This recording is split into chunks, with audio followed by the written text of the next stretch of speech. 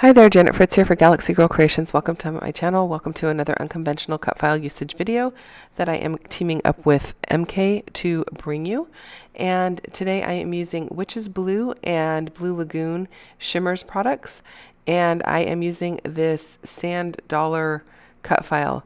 And the cut files that I'm using for this series have been in my stash for quite some time. They have been in my binder for 2, 3, sometimes even more years. So I'm embarrassed to say they haven't been used up. I do use cut files frequently, but I just haven't gotten around to using all of them. So I'm going to try and work my way through a lot of the cut files that I have.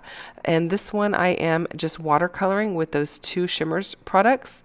And I am going to use it as a background. And I know that doesn't seem like a very unconventional way of using them, but usually when we see cut files used, we're seeing them backed with paper and put behind our photograph, and that's pretty much it. And or this would be used as an entire background. I'm actually going to cut this apart, and I'm not going to use it as an entire background. It will be part of my background, but not in its entirety as it is here.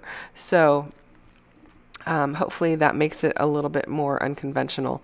So I am just trying to get a good coating of these 2 colors. I don't mind if it's kind of light. I do want a little bit of shimmer in there, and I do want them a little bit more on the blue side than on the white side. So I'm trying to give them enough pigment to show that. And I'm not really sure which pieces I'm going to be using at this point, so I'm going to go ahead and cover the entire thing, and whatever I have left can either go back into my binder, or if it's not much, I can just toss it in the trash, or use it for something else. I have no idea. So once I get that all done, I'm going to go ahead and set it aside to dry. In case you're wondering what I'm rinsing my brush in, it is called a rinse well, and it is something that I got for Christmas from my sister-in-law a couple years back, and it is found on Amazon. I'll try to remember to put a link down below for you in case that's something that you're interested in. I don't use it all of the time, but when I am doing a lot of watercoloring, I do pull it out because it's much easier than having to go switch my water frequently. It allows me to just push the button and it drains and it refills, and then I have fresh, clean water.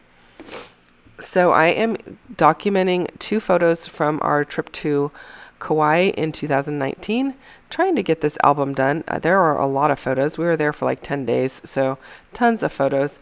It's going to be multiple albums at this point because of the fact that there are so many photos, and when you only do a couple photos on a page, that's what happens. That's not to say that I don't do layouts with a lot of photos on a page, but I didn't want to put so many photos on a page in this particular album. This is one of the few trips my husband and I have taken, just the 2 of us. We did our 25th anniversary, and then we did I think our 15th and our 10th anniversary as big trips.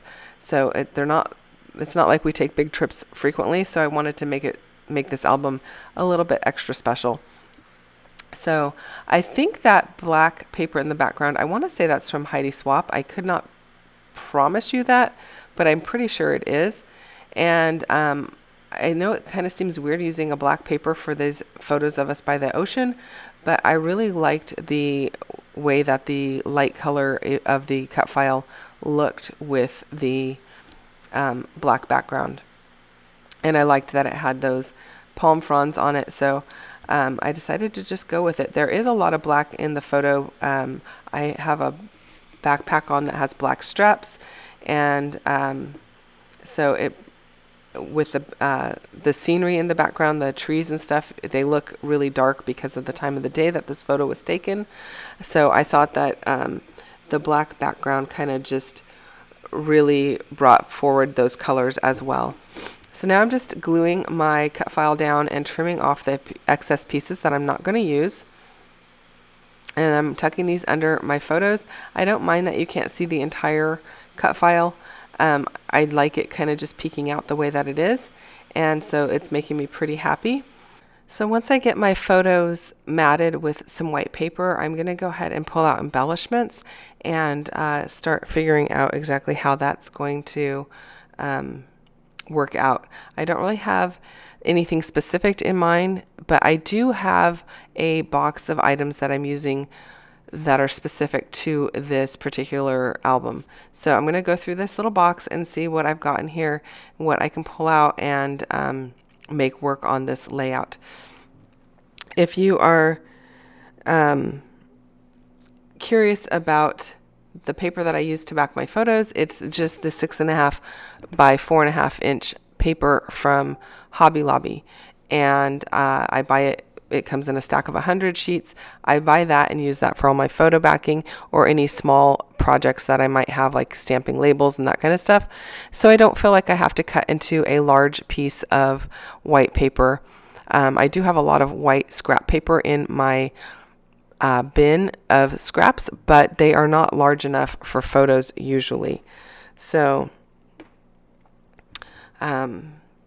this seems to work out well doing it this way, and I don't mind cutting off those little extra strips and tossing those in the trash.